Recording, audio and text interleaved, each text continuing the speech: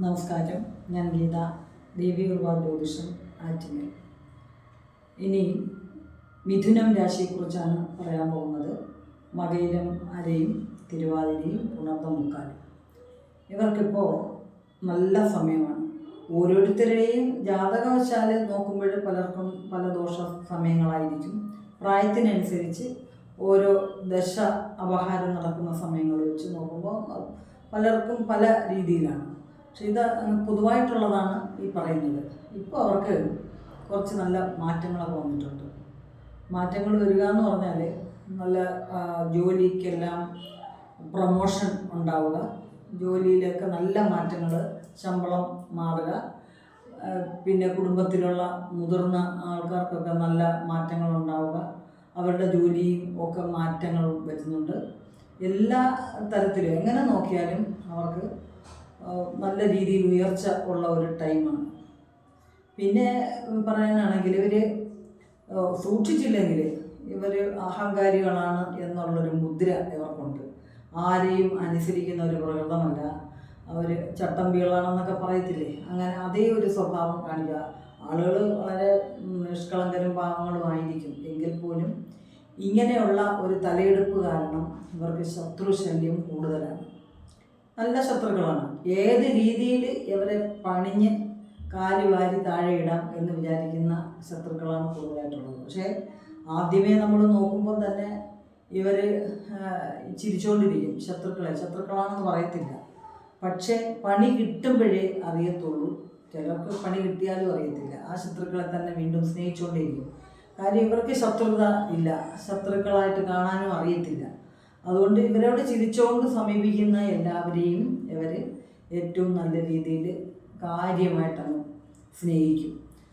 എത്ര പണി കിട്ടിയാലും ഇവരങ്ങനെ സ്നേഹിച്ചുകൊണ്ടേയിരിക്കും. പക്ഷേ ഒരു കാര്യം ഇവർ മനസ്സിലാക്കേണ്ടതുണ്ട്, ഒരു ലിമിറ്റ് ഉണ്ടായിരിക്കണം ഈ ആളുകളെ സ്നേഹിക്കാനും അവർക്ക് ഓരോരോ കാര്യങ്ങൾ ചെയ്തു കൊടുക്കാനും. അപ്പോൾ അങ്ങനെ ചെയ്തു കൊടുക്കാൻ അല്ലെങ്കിൽ അങ്ങനെയുള്ള ഒരു സാഹചര്യം മുതലാക്കാനാണ് ഈ ശത്രുക്കൾ നമ്മുടെ നേർക്കെത്തുന്നത്. അപ്പോൾ അവരുടെ കാര്യങ്ങൾ നടക്കുകയും വേണം, ഇവനിട്ടൊരു പണിയും വേണം എന്നും പറഞ്ഞുകൊണ്ടാണ് വരുന്നത്. അത് നിങ്ങൾ സൂക്ഷിക്കുക. അത് ഈ തിരുവാതിരക്കാർക്കൊക്കെയാണ് ശരിക്കും നല്ല ദോഷം ഇങ്ങനെ ഉള്ള ഈ ഒരു കൂട്ടുകെട്ടിൻ്റെ പുറത്തുണ്ടാവാറുണ്ട്. അതുപോലെ തന്നെയാണ് ഈ പുണർദവും. നമ്മൾ കാണുമ്പോൾ ഒരു ഭയങ്കരത്വം തോന്നും, പക്ഷേ ആൾ പാവങ്ങളാണ്.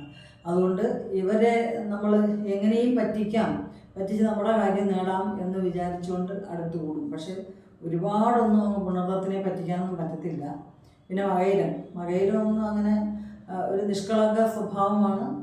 ചിലപ്പോഴൊക്കെ പറ്റിപ്പിടിച്ചെന്ന് വീഴാറുണ്ട്. എങ്കിലും സ്വന്തം പ്രസ്ഥാനം അവർ മറ്റൊരാളെ ഏൽപ്പിക്കാതിരിക്കുക, അതാണ് ഇതിനകത്ത് മെയിനായിട്ട് ചെയ്തുകൊണ്ടിരിക്കേണ്ടത്. കാര്യം ഇപ്പോൾ ഒരു വണ്ടി തന്നെയാണെങ്കിൽ ആ വണ്ടി മറ്റൊരാളിനെ ഏൽപ്പിക്കാതിരിക്കുക, വണ്ടിക്ക് പണിയിടും. അതുപോലെ ഒരു ബിസിനസ് സ്ഥാപനമാണെങ്കിൽ തൽക്കാലത്തേക്കെങ്കിലും അങ്ങോട്ട് നീട്ടിയിട ഞാൻ വരുന്ന എന്ന് പറഞ്ഞ് അങ്ങനെ പോവാതിരിക്കുക. അപ്പം പുണർദവും അങ്ങനെ തന്നെ. അങ്ങനെ നമ്മളെ ഏൽപ്പിച്ച് കഴിഞ്ഞാൽ നമുക്കവിടെ പണി കിട്ടും. അതോടുകൂടി ഭാവിയും തകരും. നിസ്സാര പ്രശ്നമുണ്ട്. ഗവൺമെൻറ് ഒരു ഈ ഇൻഷുറൻസ് കമ്പനി ഇങ്ങനെയൊക്കെ ഇല്ലേ, അങ്ങനെയൊക്കെയുള്ള ഇതിനകത്ത് കള്ളത്തരങ്ങളൊക്കെ കാണിച്ചാൽ എന്നത്തേക്കും അവർക്ക് ദോഷമാണ് ഉണ്ടാകുന്നത്. അപ്പോൾ ഇതുകൊണ്ടാണ് അവർ കൂടുതലും ആരെയും വിശ്വസിക്കാതിരിക്കുന്നതും ആരെയും ഏൽപ്പിക്കാതിരിക്കുന്നതും. ചില ആളുകൾ മാത്രം അങ്ങനെ ഏൽപ്പിക്കുകയും ചെയ്യും. അവർ കണക്കില്ലാതെ ആ പോട്ട് എന്നും പറഞ്ഞ് കളയുകയും ചെയ്യുന്നു. പക്ഷേ അവർക്ക് മുന്നോട്ടൊരു ജീവിതത്തിന് തടസ്സങ്ങളാവും. കാര്യം സാമ്പത്തികമായിട്ടുള്ള ബാധ്യതകളൊക്കെ കൊണ്ട് നീറുന്ന ഒരു പ്രശ്നം ഉണ്ടാവാനുള്ള സാധ്യതയുണ്ട്. അപ്പോൾ അത് ഒരിക്കലും അങ്ങനെ ചെയ്യാൻ പാടില്ല. ഒരുപാട് പണമൊക്കെ നഷ്ടമായിട്ടിരിക്കുന്ന ആളുകളാണ് ഇപ്പോൾ. അപ്പോൾ അത് തിരിച്ച് കിട്ടാനൊക്കെ വളരെ ബുദ്ധിമുട്ടാണ്. അപ്പോൾ അങ്ങനെയൊക്കെ ഉള്ള അവസരങ്ങൾ സൂക്ഷിച്ച് കൈകാര്യം ചെയ്യുക. ഏതിൽ ചെന്ന് എടുത്താലും അത് സൂക്ഷിച്ച് കൈകാര്യം ചെയ്തില്ലെങ്കിൽ ആപത്താണ്. അതല്ല മാത്രമല്ല, ആരെങ്കിലുമൊക്കെ പറയുന്നതൊക്കെ കേൾക്കുന്നതും നല്ലതാണ്. ഏതെങ്കിലും ഒരു സമാനമായിട്ടുള്ള ആൾക്കാർ പറയുന്നതനുസരിച്ച് മുൻപോട്ട് പോകുന്നതും ഉത്തമമാണ്. അങ്ങനെയും രക്ഷപ്പെടാൻ പറ്റും. പിന്നെ വീട്ടിൽ അമ്മയ്ക്കുമൊക്കെ ഏറ്റവും ഉന്നതിയും ഉയർച്ചയും ഉണ്ടാവും.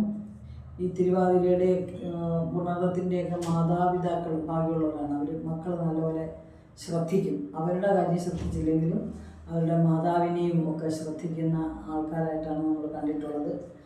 അതുകൊണ്ട് ഈ മിഥുനൻ രാശി ഗുരുത്വമുള്ള ആൾക്കാരാണ്. അതുകൊണ്ട് എല്ലാ തരത്തിലുള്ള അനുഗ്രഹങ്ങളും ഇവർക്ക് ഗുരുക്കന്മാരുടെയും മാതാപിതാവിൻ്റെയൊക്കെ ഉണ്ടാകാനുള്ള സാധ്യതയുണ്ട്. അപ്പം അതുകൊണ്ട് നല്ലപോലെ പ്രാർത്ഥിക്കുക.